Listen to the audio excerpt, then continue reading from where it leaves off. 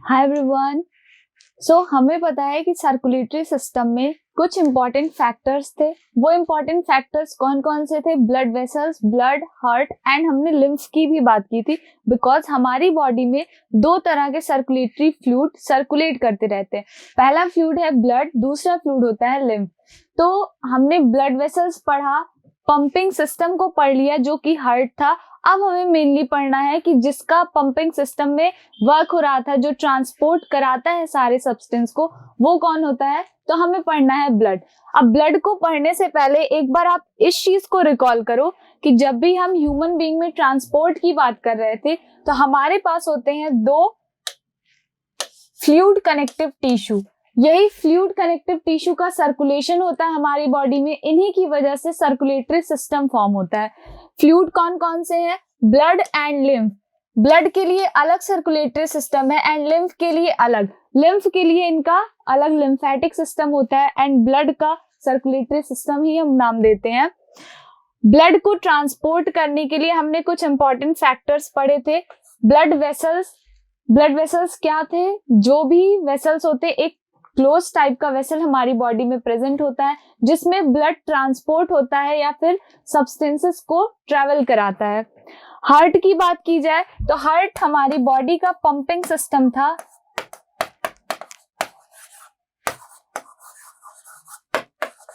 ये pumping system है हमारी बॉडी का। यहाँ पे ये पंप होगा और फिर ब्लड को टिश्यू तक, वापस टिश्यू से हार्ट तक लेकर आता है। ठीक है, so let's start with the blood. मैं हूं आस्था दुबे। हमारा आज का टॉपिक है ब्लड। ब्लड के बारे में स्टार्ट करने से पहले आपको एक चीज पता होनी चाहिए। हमने क्लास 9th में पढ़ा था, this is a fluid connective tissue. Fluid connective tissue. Lower classes में भी हमने ब्लड के बारे में कई बार पढ़ा है, तो इस फिगर से तो हम फैमिलियर हैं। What is blood? Blood is red colored liquid tissue which flows throughout the body. हमारी पूरी बॉडी में जिस चीज का सर्कुलेशन होता है, इंपॉर्टेंट ये है कि ये ओपनली सर्कुलेट नहीं होंगे। इनके सर्कुलेशन के लिए हमारे पास एक क्लोज्ड वेसल्स होते हैं, दैट इज ब्लड वेसल्स। इन्हीं ब्लड वेसल्स में हमारे ब्लड फ्लो करते रहते हैं। Blood is red coloured liquid. Red colour का लिक्विड है, हमारी पूरी बॉडी में सर्कुलेट करता है या फिर फ्लो करता रहता है। The flow of blood. अब इस ब्लड को रेगुलेट कौन कराता है? हमने पंपिंग सिस्टम पढ़ा तो वहां पे हार्ट ही था। इधर भी क्या है? The flow of blood through out the body is maintained by the heart. इनको रेगुलेट कराने के लिए हमारी बॉडी में हार्ट प्रेजेंट है। Blood is very important as its circulation is the main major means of transport of various substances throughout the body. हमारी पूरी body में बहुत सारे substances present होते हैं जिनका हर एक टिश्यू तक जाना बहुत important है। तो यहाँ पे ट्रांसपोर्ट के लिए ब्लड मेन फैक्टर है, important means of transport है। नेक्स्ट हम फंक्शन पढ़ने से पहले ब्लड के कंपोनेंट्स को पढ़ेंगे या फिर कॉम्पोजिशन को पढ़ते हैं कि ब्लड किस किस चीज से मिलकर बना होता है। तो ब्लड की कॉम्पोजिशन में हमें पता चलता है कि ब्लड दो इंपॉर्टेंट चीजों से कंपोज है।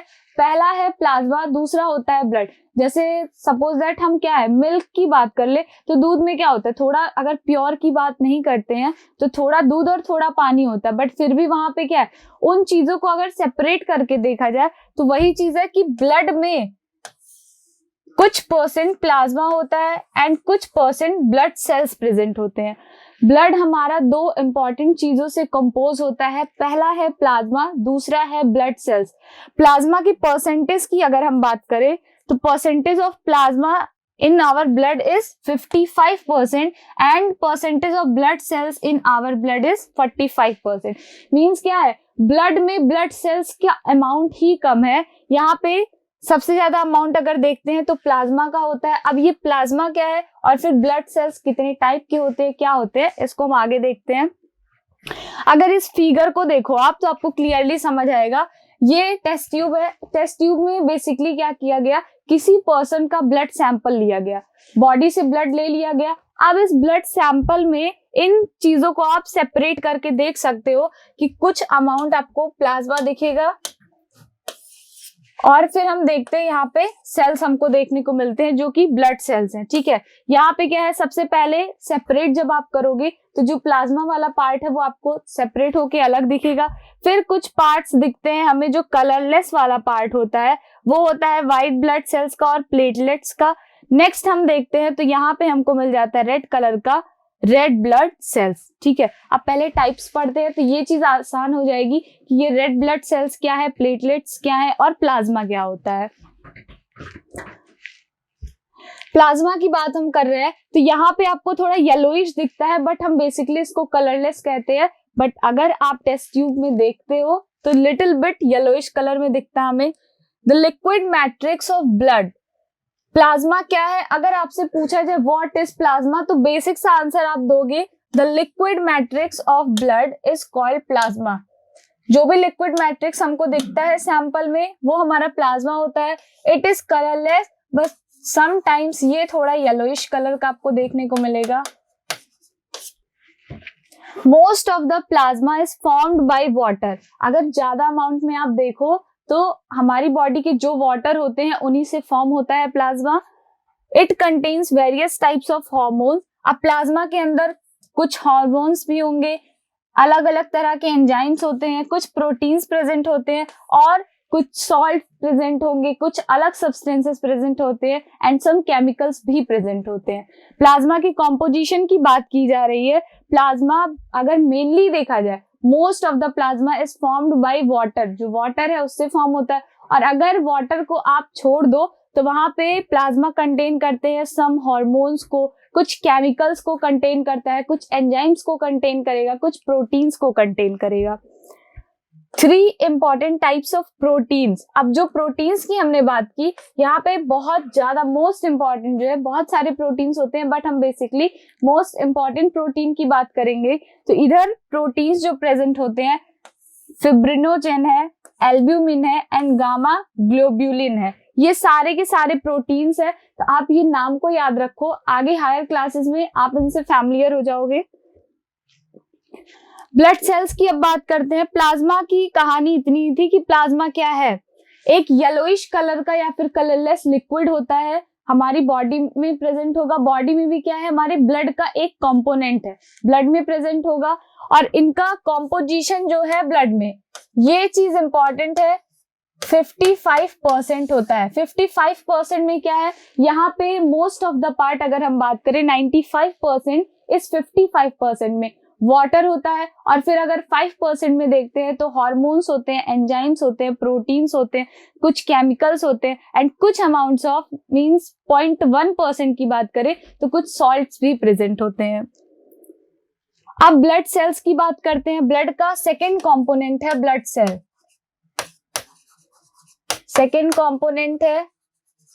सेकेंड कंपोनेंट की परसेंटेज की बात करें तो this is 45% in our blood. हमारे ब्लड का 45% ये ब्लड सेल्स होते हैं। ब्लड सेल्स हमारे 3 टाइप के हैं, कौन कौन से, लोअर क्लासेस में डेफिनेटली आपने इसको पढ़ा हुआ है, एरिथ्रोसाइट्स। एरिथ्रोसाइट्स अगर नहीं भी पढ़ा है तो हमने आरबीसी पढ़ा होगा, रेड ब्लड सेल्स या फिर red blood corpuscles. Leucocytes, leucocytes आपको नहीं याद हो तो भी डब्ल्यूबीसी तो सबको याद होगा, व्हाइट ब्लड सेल्स और व्हाइट ब्लड कॉर्पसल्स। और फिर ब्लड प्लेटलेट्स की बात करते हैं तो इनका नाम होता है थ्रोम्बोसाइट्स। अभी आगे देखते हैं हम इनको। तो हमारी ब्लड 3 टाइप की होती है। ब्लड सेल्स की बात करते हैं, 3 टाइप्स ऑफ ब्लड सेल्स हमारे ब्लड में प्रेजेंट होते हैं। कौन कौन से हैं, आरबीसी है, डब्ल्यूबीसी है एंड प्लेटलेट्स है। आरबीसी, डब्ल्यूबीसी एंड प्लेटलेट्स का अदर नेम भी होता है एरिथ्रोसाइट्स, ल्यूकोसाइट्स एंड थ्रोम्बोसाइट्स। सो पहला स्टार्ट करते हैं हम आरबीसी से। इधर देख लो एक बार फिगर में, ब्लड सेल्स है, ब्लड ये टिश्यूज है, हमारी वेसल्स है। वेसल में क्या है कि ब्लड फ्लो हो रही है। अब ब्लड को हमने जूम करके देखा तो यहाँ पे क्या है, कई तरह के ब्लड सेल्स हमको मिले। प्लाज्मा को हमने हटा दिया ब्लड में से। अब प्लाज्मा के बाद बचता है जो 45% वाला component, that is blood cells. Blood cells 3 type के होते हैं हमारे पास। First type is RBC, WBC and platelets, ठीक है। आरबीसी क्या है, कुछ डिस्क शेप का होगा जिसको हम एरिथ्रोसाइट्स बोलेंगे। प्लेटलेट्स हमारे होते हैं, ये भी ओवल एंड डिस्क टाइप के होते हैं। शेप के होते हैं, इनको थ्रोम्बोसाइट्स बोलते हैं। एंड जब हम WBC की बात करते हैं तो ये इरेगुलर शेप के होते हैं, इनका शेप फिक्स नहीं होता है। WBC के फर्दर टाइप्स होते हैं। RBC का कोई अदर टाइप नहीं होगा, प्लेटलेट्स का भी कोई अदर टाइप नहीं होगा, बट इंपॉर्टेंट है कि WBC के अदर पार्ट्स भी होते हैं, अदर टाइप्स भी होते हैं।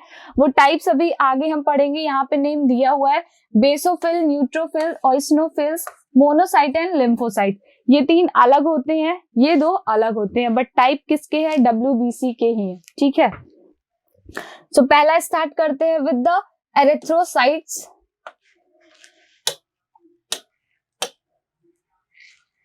एरिथ्रोसाइट्स की बात की जा रही है, बहुत स्मॉल होते हैं, डिस्क शेप के होंगे एंड बाइकॉनकेव होंगे। Very small disc shape and biconcave cells होती हैं। इंपॉर्टेंट है कि एट मैच्योरिटी लेवल पे इनके पास कोई न्यूक्लियस नहीं होता है। कोई भी कंपटीशन का एग्जाम आप देने जाओगे टिल क्लास 10th तक, तो वहां पे आपसे क्वेश्चन पूछ लिया जाता है कि कौन सा ऐसा एनिमल है जिसके आरबीसी में हमेशा न्यूक्लियस प्रेजेंट होता है, तो कैमल के आरबीसी में प्रेजेंट होगा। और अगर हम बात करते हैं मैच्योर आरबीसी में, तो यहाँ पे मैच्योर आरबीसी में कोई भी न्यूक्लियस नहीं प्रेजेंट होते हैं। These cells are red in colour. अब ये चीज इंपॉर्टेंट है कि आरबीसी है, नाम ही है इनका रेड ब्लड सेल्स। तो रेड ब्लड सेल्स हैं, तो साइंस में आपसे आप कोई भी चीज बताओगे तो आपसे तुरंत क्रॉस क्वेश्चन पूछा जाता है कि अगर कोई चीज ऐसी है तो बताओ क्यों है वो चीज। ठीक है, तो यहाँ पे इसका आंसर है that why RBC is red in colour. तो RBC is red in colour because they contains haemoglobin in their blood cells. यहाँ पे क्या है? हीमोग्लोबिन प्रेजेंट होते हैं। हीमोग्लोबिन को बोलते हैं ब्लड पिगमेंट। ब्लड पिगमेंट क्या है? जो ब्लड को कलर देगा, पिगमेंट कलर प्रोवाइड करते हैं। अगर जस्ट आपको याद हो इसके लेक्चर में पहले वाले में, तो हमने वहां पे पढ़ा था रेस्पिरेशन, और रेस्पिरेशन में बताया गया था हीमोग्लोबिन ही ऑक्सीजन को एंड कार्बन डाइऑक्साइड को अपने ऊपर बिठाते हैं और इसे लेकर जाते हैं। तो इनको कहा गया था रेस्पिरेटरी पिगमेंट। हीमोग्लोबिन को क्या कह सकते हैं हम? Haemoglobin is blood pigment. Haemoglobin को HB से डिनोट करते हैं। This is blood pigment as well as respiratory pigment.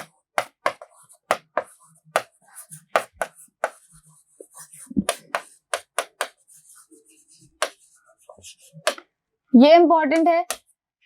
Blood का कलर रेड क्यों होता है? सारे ब्लड रेड नहीं होते हैं। ब्लड के टाइप पे जो आरबीसी होता है, एरिथ्रोसाइट्स है, एरिथ्रोसाइट्स का कलर रेड क्यों होता है? Because they have haemoglobin in them. Haemoglobin क्या है? Haemoglobin is blood pigment as well as respiratory pigment. ये चीज आप याद रखो। और यही हीमोग्लोबिन हमारे ब्लड को, हमारे आरबीसी को रेड कलर प्रोवाइड कराता है। और यहाँ पे इंपॉर्टेंट एक चीज और है, जनरल नॉलेज की चीज है, इट कंटेन्स आयरन। आयरन क्या है? हमने केमिस्ट्री में पढ़ा है। इसको ऐसे डिनोट करते हैं, ये एलिमेंट है Fe। तो इतनी बातें क्या चीज कह रही है कि हमारे आरबीसी का शेप जो होता है डिस्क शेप का होगा एंड बाइकॉनकेव सेल्स होती हैं। ये कोई भी न्यूक्लियस नहीं प्रेजेंट होता है इधर।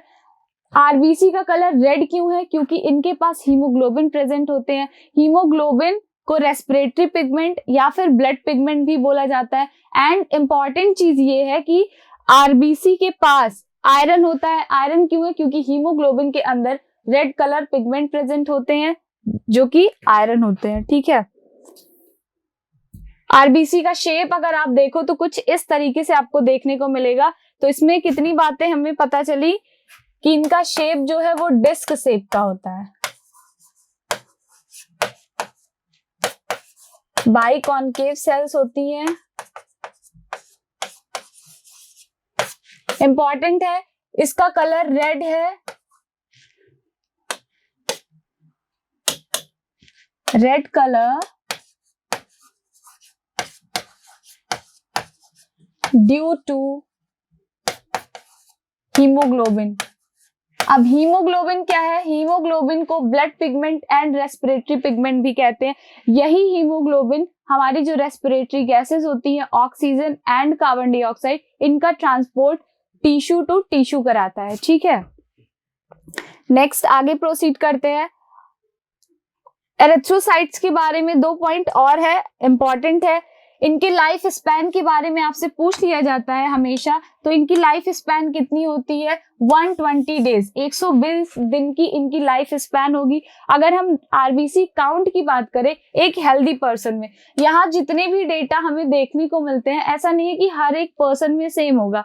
ये जो डेटा कैलकुलेट किया जाता है वो एक हेल्दी पर्सन का कैलकुलेट किया जाता है। तो नॉर्मल आरबीसी काउंट 50 लैक्स होने चाहिए या फिर 5 मिलियंस होने चाहिए। यहाँ पे क्या है, 5 मिलियंस किस में होने चाहिए? पर mm³ ऑफ ब्लड। लेकिन अगर आरबीसी का काउंट बढ़ जाए या घट जाए, नॉर्मल है तो ठीक है, लेकिन इसके बढ़ने और घटने पे डिजीज कॉज हो सकती है। उन डिजीज के बारे में आपको यहाँ पे बताया गया है। अगर इन केस आरबीसी का काउंट घट जाए, ठीक है, तो बोलते हैं पर्सन को एनीमिया हुआ है, मतलब वहां पे क्या है, उसके अंदर खून की कमी है। एनीमिया को हिंदी में बोलते हैं कि यहाँ पे क्या है, खून की कमी हो जाती है। तब लोग बोलते हैं कि इनके भाई अनार वनार खिलाओ, ठीक है, जिससे ब्लड काउंट क्या हो, इंक्रीज हो जाए। फिर यही चीज अगर इंक्रीज हो जाए, इसका मतलब ये नहीं कि ब्लड काउंट बहुत ज्यादा बढ़ गया नॉर्मल वाले से। इंक्रीज होने का मतलब ये है कि किसी पर्सन में अगर किसी चीज की कमी हो गई है तो वो वापस से उसी नॉर्मल पॉइंट पे आ जाए। तो एनीमिया वाले पर्सन को सजेस्ट किया जाता है कि इनके पास क्या है, ब्लड की कमी है, तो कुछ ऐसे फूड्स प्रोवाइड करो, ऐसे न्यूट्रिशंस प्रोवाइड करो जो इनके नॉर्मल काउंट को वापस से ले आए। और कुछ केसेस में क्या होता है कि किसी के अंदर बहुत ज्यादा खून हो जाता है, ब्लड काउंट जो है, आरबीसी काउंट वो इंक्रीज कर जाता है। तो आरबीसी काउंट इंक्रीज करने पे पॉलीसाइथेमिया होता है। ठीक है, यहाँ पे क्या है कि अगर आरबीसी कम हो गया तो एनीमिया हो जाएगा, अगर आरबीसी काउंट इंक्रीज कर जाता है तो पॉलीसाइथेमिया हो जाता है। ये 2 डिजीज आपको याद करके रखने। अभी हम डब्ल्यूबीसी में भी ऐसे ही 2 डिजीज के बारे में पढ़ेंगे, तो ये चीज इंपॉर्टेंट है, कहीं भी आपसे पूछा जाए तो प्लीज गलत मत कीजिए। आरबीसी काउंट डिक्रीज होने पे एनीमिया डिजीज होगी एंड आरबीसी काउंट इंक्रीज होने पे पॉलीसाइथेमिया डिजीज कॉज होती है। नेक्स्ट हम चलते हैं WBC के बारे में। अब WBC का नाम क्या है? व्हाइट ब्लड सेल्स, इनको हम ल्यूकोसाइट्स भी बोलते हैं।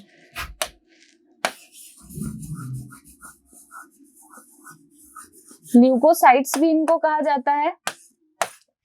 आरबीसी के बारे में हमने पढ़ाई कर ली, आरबीसी का नाम होता है एरिथ्रोसाइट्स। अब हम नेक्स्ट प्रोसीड करते हैं WBC की तरफ। WBC का दूसरा नाम है ल्यूकोसाइट्स। WBC के बारे में इंपॉर्टेंट पॉइंट ये है कि इनका कोई कलर नहीं होता, कोई भी कलर पिगमेंट नहीं होते हैं, दैट्स वाई ये कलरलेस होंगे। कोई कलर पिगमेंट नहीं प्रेजेंट है। आरबीसी में कलर पिगमेंट प्रेजेंट था, हीमोग्लोबिन, दैट्स वाई उनका कलर रेड होता था। यहाँ पे किसी भी तरह का कोई पिगमेंट नहीं प्रेजेंट है जो इनको कलर दे सके, इसीलिए इनका कलर व्हाइट होता है या फिर कलरलेस बोलते हैं हम, इसीलिए इनका नाम भी है व्हाइट ब्लड सेल्स। अब ल्यूकोसाइट्स होते क्या है?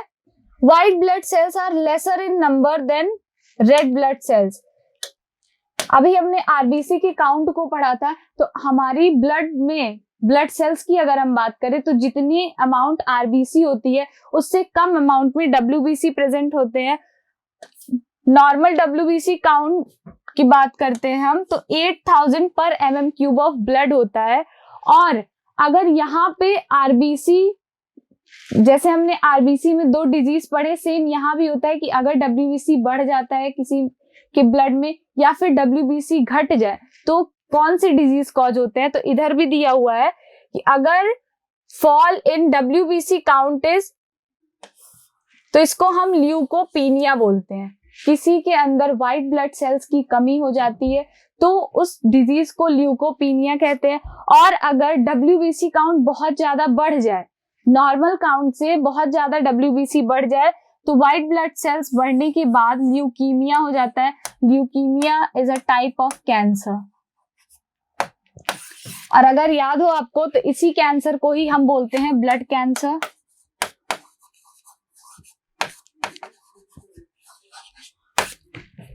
क्या चीज है ये कि WBC के बारे में हम बात कर रहे हैं। वहां पे था RBC अगर बढ़ जाता है तो एनीमिया होता था। यहाँ पे जब WBC मतलब व्हाइट ब्लड सेल्स अगर बढ़ जाती है तो ल्यूकोपीनिया होगा। एंड अगर ये चीज घट जाए, WBC जो है व्हाइट ब्लड सेल्स की कमी होने पे ल्यूकोपीनिया डिजीज कॉज होती है। और अगर व्हाइट ब्लड सेल्स का अमाउंट बहुत ज्यादा बढ़ जाता है, सेल्स फटाफट से डिवाइड करके अपने अमाउंट को इंक्रीज करती है डे बाय डे, तो वहां पे जो डिजीज कॉज होता है दैट इज ल्यूकेमिया। ल्यूकेमिया को ही ब्लड कैंसर बोला जाता है। नेक्स्ट हम चलते हैं, they appear colourless because they do not have any pigment. WBC are of various types, बहुत सारे टाइप्स होते हैं इनके। They protected the body from infections. WBC are also referred to as soldier of the body. हमारी body में कोई भी disease होती है या फिर किसी भी फॉरेन पार्टिकल्स ने हमारी बॉडी पे अटैक किया तो हमारी बॉडी में इम्यून सिस्टम बनाने के लिए WBC white blood cells present होते हैं। कोई भी फॉरेन पार्टिकल के अटैक करते ही ये एक्टिव हो जाते हैं, हमारी बॉडी के सोल्जर्स कहे जाते हैं। तो यहाँ पे ये अपनी एक आर्मी प्रिपेयर करते हैं और फिर उससे फाइट करने की कोशिश करते हैं, हमारी बॉडी को डिजीज फ्री बनाते हैं।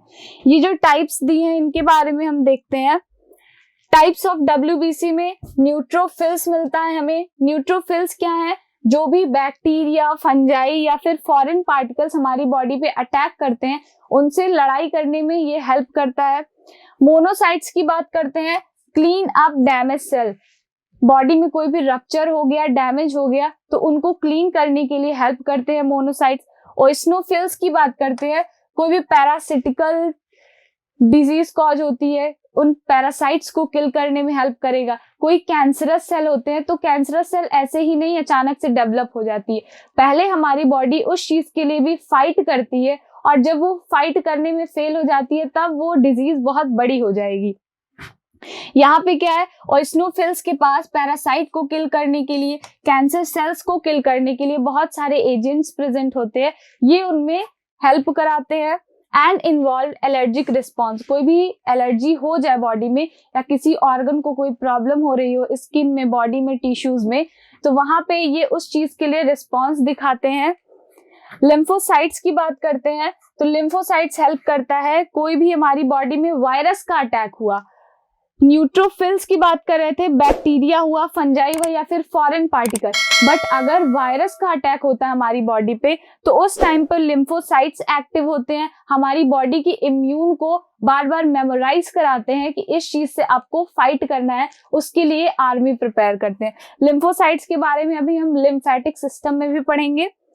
बेसोफिल्स की बात करते हैं तो जितने भी हमारी बॉडी में एलर्जीज होते हैं उन एलर्जी के लिए ये एलर्जिक रिस्पॉन्स इन्वॉल्व कराते हैं। ये चीज इंपॉर्टेंट है, अभी आपसे इन सबके फंक्शंस नहीं पूछे जाएंगे बट एक नॉलेज के लिए आप जानो, बट इनके नेम्स इंपॉर्टेंट है बिकॉज एनसीईआरटी में भी ये गिवन है। थर्ड है ब्लड सेल्स का part, third type is platelets. Platelets को थ्रोम्बोसाइट्स भी बोलते हैं।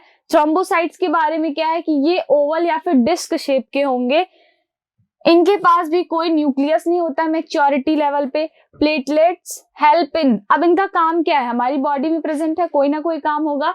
आरबीसी का काम था कि ये ट्रांसपोर्ट का वर्क कराते थे, इनके पास रेस्पिरेटरी पिगमेंट्स होते थे। WBC का फंक्शन हमने पढ़ लिया कि WBC का काम है जो भी इन्फेक्शंस वगैरह होते हैं, फॉरेन पार्टिकल्स होते हैं, उनसे हमारी बॉडी को प्रोटेक्ट करता है या फिर इम्यूनिटी को स्ट्रॉन्ग बनाता है। अब प्लेटलेट्स का काम है, ये हमारी बॉडी में कोएगुलेशन ऑफ ब्लड में हेल्प करते हैं। कोएगुलेशन क्या है कि बॉडी में कहीं भी कोई रप्चर हो जाए तो वहां पे बहुत ज्यादा अमाउंट में ब्लड लॉस होगा। भाई ब्लड वेसल्स तक अगर कोई चीज जाती है, ठीक है, कोई नुकसान अगर ब्लड वेसल्स तक हुआ तो ब्लड वेसल्स फटेंगी। अब उसके फटने के बाद क्या है, ब्लड वेसल्स में ब्लड प्रेजेंट है तो ब्लड का लॉस होना स्टार्ट हो जाएगा।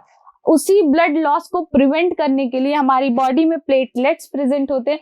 प्लेटलेट्स का काम होता है कोएगुलेशन ऑफ ब्लड, ये ब्लड को क्लॉट करने की कोशिश करते हैं। कैसे करते हैं, when injury occurs platelets trigger the clotting process. जैसे ही कोई इंजरी हुई, बॉडी में ब्लड लॉस होना स्टार्ट हुआ तो ये तुरंत अपने क्लॉटिंग फंक्शन को ट्रिगर करते हैं और फटाफट से वहां पे क्लॉटिंग फैक्टर्स को लाते हैं और कोएगुलेशन का काम स्टार्ट करते हैं। कैसे होता है कोएगुलेशन? सपोज दैट कभी कभी क्या होता है कि हमारी ब्लड वेसल्स फट जाती है, ब्लड वेसल्स में रप्चर हुआ। अब ब्लड वेसल्स जैसे रप्चर होती हैं वहां पे क्या होगा, बहुत ज्यादा अमाउंट में ब्लड लॉस होने लगता है। तो अब इस ब्लड लॉस को प्रिवेंट करने के लिए हमारी बॉडी का एक अलग मैकेनिज्म है। मैकेनिज्म कैसे होता है? Prevention of loss of blood is called clotting. Name clotting ही है। अब ये क्लॉटिंग करते कैसे है, ये चीज इंपॉर्टेंट है। तो अगर आपको याद हो, कोई भी कपड़ा फट जाता है तो उस फटे कपड़े को सिलने के लिए सुई धागे का यूज किया जाता है। तो वो सुई धागा जैसे जैसे सिलता है उसी तरीके से काम हमारी बॉडी में भी होगा। यहाँ पे कुछ फैक्टर्स प्रेजेंट होते हैं। Blood clotting is a complex process which involves various factors. बहुत सारे फैक्टर्स को यूज करेगा जिसमें calcium plus plus ions present होते हैं, विटामिन के हैं, ये सारे क्लॉटिंग फैक्टर्स होते हैं। कुछ इंपॉर्टेंट, अगर हम प्रोटीन की बात करें तो फिब्रिनोजेन, प्रोथ्रोम्बिन, ये सारे इंपॉर्टेंट फैक्टर्स हैं। फिब्रिनोजेन एक्टिव होता है, अपनी इनएक्टिव फॉर्म से फिब्रिन में कन्वर्ट हो जाएगा। प्रोथ्रोम्बिन इनएक्टिव से एक्टिव होते हैं, थ्रोम्बिन में इनको कन्वर्ट कर दिया जाता है। जैसे ही ब्लड लॉस होना स्टार्ट हुआ तुरंत प्लेटलेट्स एक्टिव होते हैं, ये अपने क्लॉटिंग फैक्टर्स को या फिर क्लॉटिंग वाली मैकेनिज्म को स्टार्ट करेंगे। कैसे होगा? फिब्रिनोजेन एक्टिव हो जाता है फिब्रिन में, प्रोथ्रोम्बिन को कन्वर्ट करके एक्टिव थ्रोम्बिन में कन्वर्ट किया जाएगा और फिर ये सब क्या होते हैं, ये सारी चीजें हमारी बॉडी में सॉल्युबल फॉर्म में प्रेजेंट होती हैं, तो ब्लड स्ट्रीम में प्रेजेंट है। अब ये क्लॉटिंग का काम शुरू करेंगे। तो क्लॉटिंग में क्या होगा? These are present in the blood stream in a soluble form. The blood does not. अब क्या है, सोचने वाली बात आ रही होगी कि ब्लड को क्लॉट करने का काम हमारे ब्लड वेसल्स के अंदर से ही शुरू हो गया, लेकिन क्या ऐसी चीज है, कभी हमारे ब्लड के अंदर, हमारी बॉडी के अंदर ब्लड तो क्लॉट हुआ नहीं, तो ये ब्लड बाहर आते ही कैसे क्लॉट हो जाता है? तो यहाँ पे एक अच्छा सा आंसर है आपके पास। The blood does not clot in the blood vessel due to an anticoagulant called heparin. ये जो हेपेरिन है ना, हेपेरिन हमारी पूरी ब्लड में प्रेजेंट होता है, हमारी हर एक बॉडी टिश्यू के पास जहां भी ब्लड होते हैं वहां प्रेजेंट होता है। ये ब्लड को क्लॉट होने से प्रिवेंट करेगा। भाई अगर हेपेरिन नहीं प्रेजेंट होगा तो क्लॉटिंग फैक्टर्स तो हमारी बॉडी में ही प्रेजेंट है, तो वो उस ब्लड को क्लॉट कर सकते हैं। और क्या है, बाहर की तरफ तो कोई क्लॉटिंग एजेंट होता नहीं है, एंटीकोएगुलेंट एजेंट नहीं होता है। तो ये क्या करेंगे, जब भी प्लेटलेट्स अपना काम स्टार्ट करते हैं तो वहां पे एंटीकोएगुलेंट प्रेजेंट होने की वजह से बॉडी का ब्लड नहीं कोएगुलेट होता है, बॉडी के बाहर जो ब्लड वेसल्स रप्चर हो जाती हैं उनको कोएगुलेट कर दिया जाता है। तो इतनी बातें क्लियर है। क्या चीज कह रहा था यहाँ पे? सबसे पहले हमने पढ़ा है composition of blood. Composition of blood में दो ही चीजें हैं। पहला है प्लाज्मा, 55% होता है ब्लड में, एंड ब्लड सेल्स की बात करें 45% होते हैं। इस प्लाज्मा में हमने बात किया कि मोस्टली वाटर प्रेजेंट होता है। वाटर के बाद जो 5% में चीजें कंपोज होती हैं वो है हार्मोन्स हैं, एंजाइम्स हैं, प्रोटीन्स हैं, कुछ केमिकल्स होते हैं। ब्लड सेल्स की बात करते हैं तो हमारे पास further 3 types of blood cells present है। पहला है WBC, सेकेंड है RBC एंड फिर platelets, erythrocyte, leucocyte and thrombocyte. तो इन सारे के फंक्शंस अलग अलग हैं। हमारी बॉडी में प्रोटेक्शन, प्रिवेंशन, हर एक चीज से हमें बचाता है। या फिर ट्रांसपोर्ट की हम बात करें थे तो अच्छा खासा ट्रांसपोर्ट सिस्टम भी हमें समझ आता है। नेक्स्ट हम बात करते हैं अगर फंक्शन की। ब्लड के बारे में इतना पढ़ रहे हैं तो ब्लड का फंक्शन भी हमें देखना चाहिए। फंक्शन क्या है? कुछ चीजें तो हमें उनके टाइप्स पढ़ने से ही समझ आ गया, बट यहाँ पे क्या है, हम मेनली देखते हैं। पहला फंक्शन है ट्रांसपोर्ट ऑफ रेस्पिरेटरी गैसेस। हमें पता है हम इतना सर्कुलेटरी सिस्टम पढ़ क्यों रहे हैं, बिकॉज हमें ट्रांसपोर्टेशन सिस्टम पढ़ना था। ट्रांसपोर्टेशन सिस्टम में ब्लड प्रेजेंट है। ब्लड का काम क्या है? Transport of respiratory gases. 2 respiratory gases होती थी, O2 and CO2, that is oxygen and carbon dioxide. दूसरा फंक्शन क्या है? कुछ मेटाबॉलिक वेस्ट होते हैं हमारी बॉडी में, हर एक जगह पे जहां भी कंबशन वगैरह हो रहा है वहां पे कुछ वेस्ट प्रोडक्ट बनते हैं, उन वेस्ट प्रोडक्ट को ट्रांसपोर्ट करने में हेल्प करेगा ब्लड, इनको ले जाकर किडनी तक ट्रेवल करा देगा। ट्रांसपोर्ट ऑफ मेटाबोलाइट्स, कुछ मेटाबोलाइट्स प्रेजेंट होते हैं जैसे ग्लूकोज हुआ, अमाइनो एसिड्स हुआ, इनके ट्रांसपोर्ट में हेल्प करेगा। ट्रांसपोर्ट ऑफ हार्मोन्स, जो हमारी इंडोक्राइन ग्लैंड्स होती हैं, वहां से बॉडी ऑर्गन्स में भी हार्मोन्स को ट्रैवल कराना होता है, तो उसके ट्रांसपोर्ट के लिए भी ब्लड हेल्प करते हैं। कोएगुलेशन ऑफ ब्लड, अभी हमने प्लेटलेट्स के बारे में पढ़ा, ब्लड का ही एक टाइप है, तो ये ब्लड को क्लॉट करने में, कोएगुलेट करने में हेल्प करते हैं। कोएगुलेशन या फिर क्लॉटिंग का मतलब क्या होता है? खून का थक्का जमाना, ठीक है। जो भी ब्लड है उसको, उसका एक क्लॉट बना देते हैं या फिर उसका थक्का जमा देते हैं। Forms body immunity, body immunity की बात आ रही है, मतलब व्हाइट ब्लड सेल्स के बारे में बात की जा रही है। Forms body immunity and fight against infection, हमारी बॉडी में कोई भी फॉरेन पार्टिकल अटैक करता है या फिर इम्यूनिटी की हम बात करते हैं तो यहाँ पे ब्लड हेल्प करेंगे।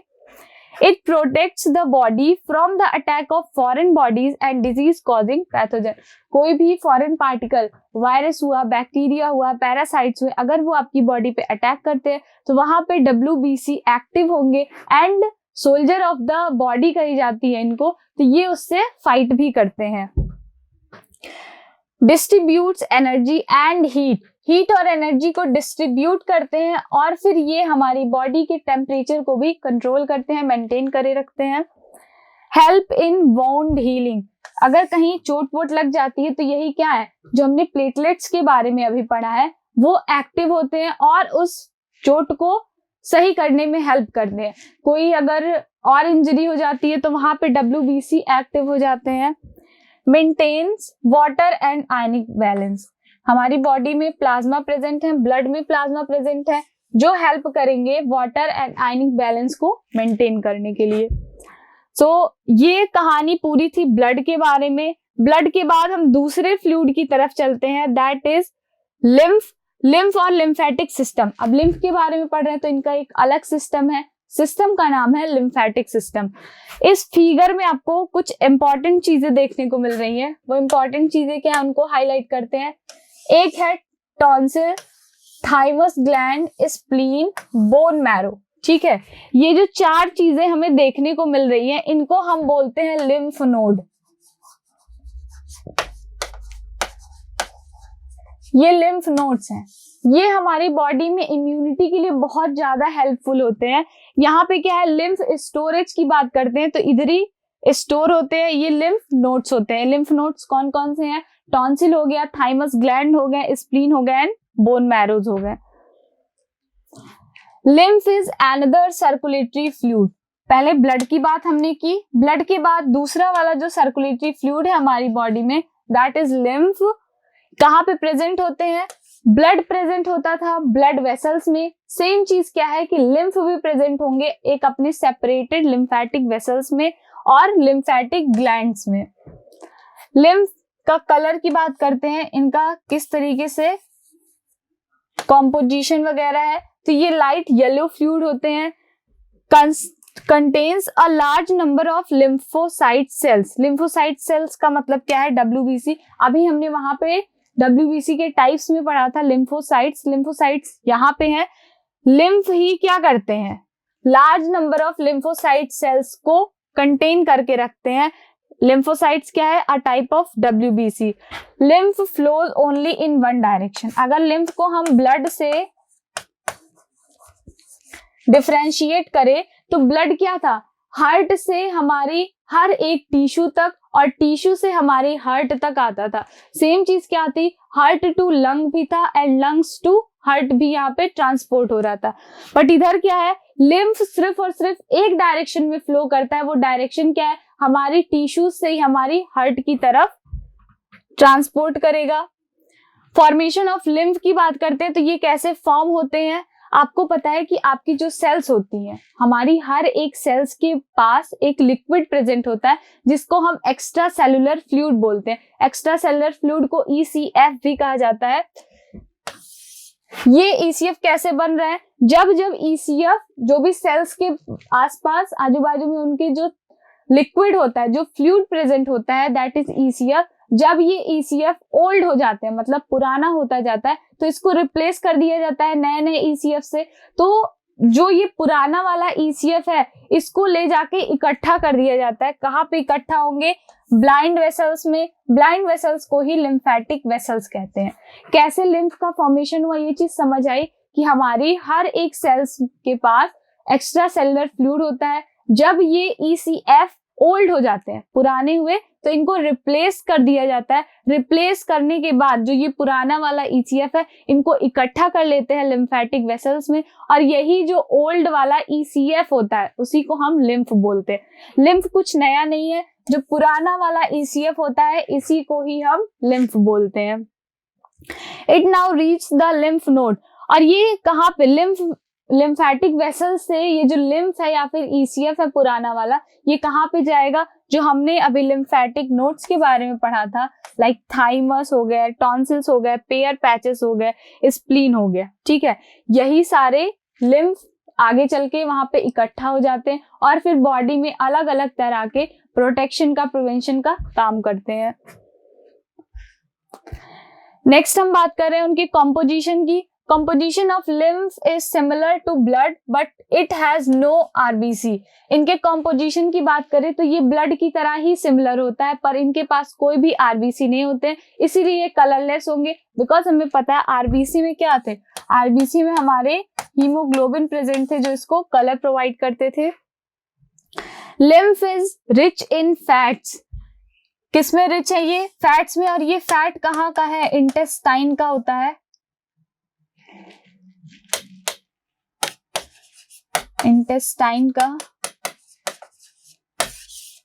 Because some lymphatic vessels help in absorption of fat. Lymph का फंक्शन की अगर हम बात करें तो ये हमारे जो इंटेस्टाइनल ट्रैक्ट में वहां पे फैट्स वगैरह होते हैं, उनको एब्जॉर्ब करके रखते हैं अपने पास फ्रॉम द इंटेस्टाइन। दिया हुआ है lymph contain a high concentration of WBC especially lymphocytes।